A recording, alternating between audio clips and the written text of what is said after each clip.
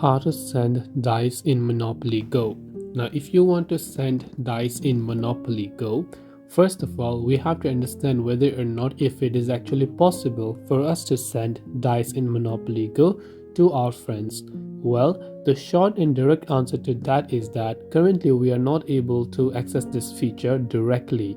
So sending dice in Monopoly Go is not possible, but what we can do is we can actually do this the indirect way. So the indirect way for us to do this is via the community chest. As you can see here at the very top right hand side of the board, you see a chest here. So just click on that specific chest, and from here you just have to click on add friends, and from there you just need to invite your friends, and once 5 friends accepts your invite either via a link or via Facebook, you'll be able to open this community chest. And from there, once you open this, one of your friends will receive 10 dice to their account. So this is the indirect way, and unfortunately the only way to do this, and the direct way is not yet existed in Monopoly Go. I hope the video helped you. If you have got any further questions, feel free to leave them down. Thanks for watching and see you in the next video.